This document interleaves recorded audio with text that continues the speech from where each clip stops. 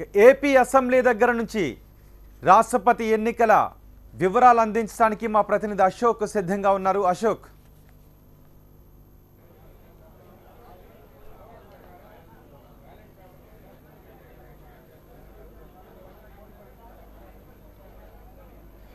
రాష్ట్రపతి ఎన్నికల ప్రక్రియ అనేది ఏపీ అసెంబ్లీలో ప్రారంభమైంది. ముందుగా అధికార పార్టీ తెలుగుదేశం పార్టీ ఎమ్మెల్యేలు ముందుగా ఓటు హక్కును వినియోగించుకున్నారు. ముఖ్యంగా ఆ పార్టీ జాతీయ అధ్యక్షుడు ఏపీ సీఎం చంద్రబాబు నాయుడు తన ఓటు హక్కును వినియోగించుకున్నారు. ఆ పార్టీ తరఫున ముఖ్యంగా ఆ పార్టీ ఎమ్మెల్యేలు అందరితో కూడా ఉదయం నుంచి కూడా సచివాలయంలో బ్లాక్లో సమావేశమైన చంద్రబాబు నాయుడు ఆ తర్వాత తన పార్టీ ఎమ్మెల్యేలు అందరితో కలిసి బ్లాక్ 1 నుంచి నడుచుకుంటూ అసెంబ్లీకి వచ్చిన చంద్రబాబు నాయుడు ముందుగా అసెంబ్లీకి చేరుకుని తన తొలి ఓటును చంద్రబాబు నాయుడే వేశారు.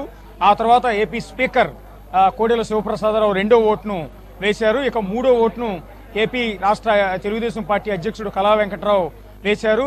ఇక వరుసగా ఆ తర్వాత మిగిలిన ఎమ్మెల్యేలంతా కూడా వేశారు. మొత్తం ఏపీలో తెలుగుదేశం పార్టీకి 102 మంది ఎమ్మెల్యేలు ఉన్నారు. ఇక ఇండిపెండెంట్ ఎమ్మెల్యేగా గెలిచిన పిఠాపురం ఎమ్మెల్యే వర్మ కూడా తెలుగుదేశం పార్టీకే మద్దతు ఇచ్చారు. ఆ తర్వాత తెలుగుదేశం పార్టీలో చేరారు కాబట్టి తెలుగుదేశం పార్టీ బలం 103 ఎమ్మెల్యేలకు చేరింది. ఇక నవోదయ పార్టీ తరఫున గెలిచిన ఆమంచి కృష్ణమోహన్ అంటే చీరాల ఎమ్మెల్యే ఆమంచి కృష్ణమోహన్ కూడా ప్రస్తుతం తెలుగుదేశం పార్టీలోనే చేరారు కాబట్టి ప్రస్తుతం తెలుగుదేశం పార్టీ ఎమ్మెల్యేల సంఖ్య 104కు చేరింది. ఇక వైఎస్ఆర్ కాంగ్రెస్ పార్టీ నుంచి టీడీపీకి చేరిన ఎమ్మెల్యేల సంఖ్య 21. మొత్తం 104 + 21 125 ఎమ్మెల్యేలు ప్రస్తుతం తెలుగుదేశం పార్టీ బలంగా ఉంది. 125 మంది ఎమ్మెల్యేలు కూడా ప్రస్తుతం తెలుగుదేశం పార్టీలోనే తెలుగుదేశం పార్టీకి ఓటేస్తున్నారు.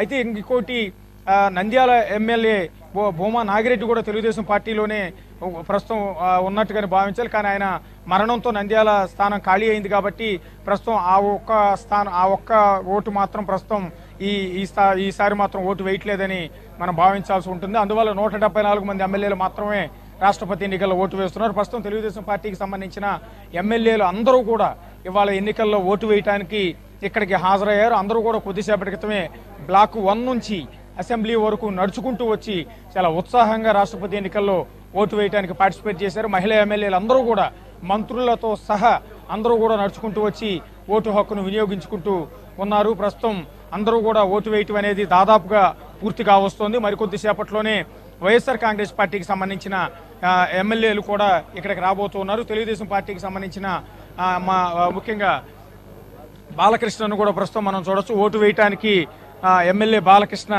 అట్లాగే పరిటాల సునీత, పీతల సుజాత వీళ్ళందరూ కూడా ఓటు వేయటం కోసం లోపలికి వెళ్తున్న దృశ్యాలను మనం ఇక్కడ ఒకసారి చూస్తూ ఉన్నాము.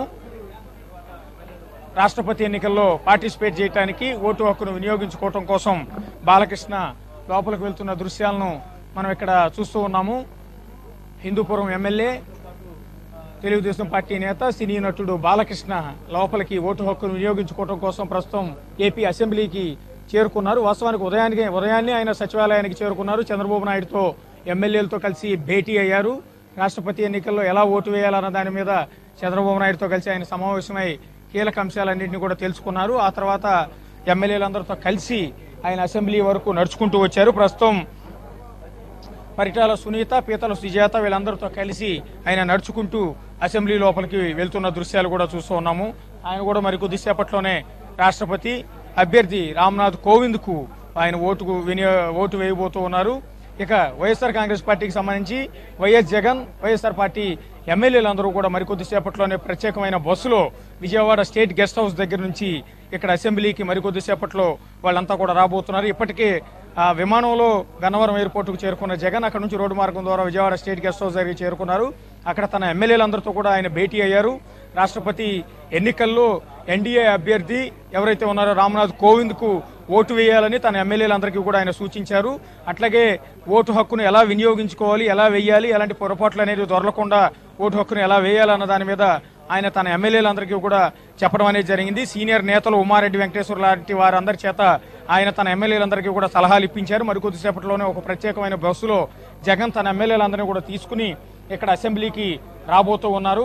ఇక బీజేపీకి సంబంధించిన ఎమ్మెల్యేలందరూ కూడా ఆ బీజేపీ శాసనసభాపక్ష నేత విష్ణుకుమార్ రాజు ఆధ్వర్యంలో ఆ పార్టీ ఎమ్మెల్యేలు అందరూ కూడా మరికొద్దిసేపట్లోనే అసెంబ్లీకి చేరుకోబోతున్నారు. దాదాపుగా టీడీపీ ఎమ్మెల్యేలందరూ కూడా తన ఓటు హక్కును ఇప్పటికే వినియోగించుకుంటూ ఉన్నారు కాబట్టి మరి కాసేపట్లోనే టీడీపీ ఎమ్మెల్యేలు ఓటు వేయడం అనేది పూర్తయిపోతుంది.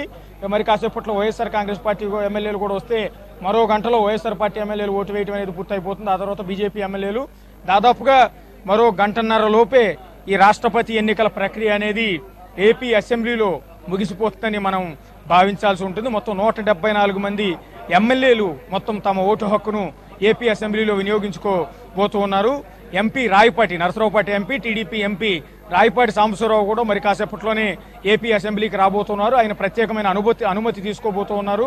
తన ఆరోగ్య కారణాల రీత్యా తాను ఇక్కడే ఢిల్లీకి వెళ్లే అవకాశం లేదు, ఇక్కడే ఏపీ అసెంబ్లీలోనే తన ఓటు హక్కును వినియోగించుకుంటానని ఆయన కోరిన రీత్యా ఆయన కూడా ఇక్కడ ఓటు హక్కును వినియోగించుకునేందుకు అవకాశం కల్పించారు. కాబట్టి రాయపాటి కూడా ఓటు వేయడానికి మరి కాసేపట్లో ఇక్కడికి రాబోతున్నారు. వైఎస్ఆర్ కాంగ్రెస్ పార్టీకి సంబంధించిన బస్సు కూడా మరికొద్ది సేపట్లో ఇక్కడికి రాబోతోంది. దానికోసం మొత్తం ఇప్పటికే ఏర్పాట్లు కూడా చేశారు. బహుశా టీడీపీ నేతలంతా ఓట్లు వేయటం అయిపోయిన తర్వాత, టీడీపీ ఎమ్మెల్యేలు అందరూ కూడా ఓటు వేయటం అయిపోయిన తర్వాత బహుశా వైఎస్ఆర్ కాంగ్రెస్ పార్టీకి సంబంధించిన ఎమ్మెల్యేలంతా ఇక్కడికి వచ్చే అవకాశం అయితే మనకు కనిపిస్తోంది.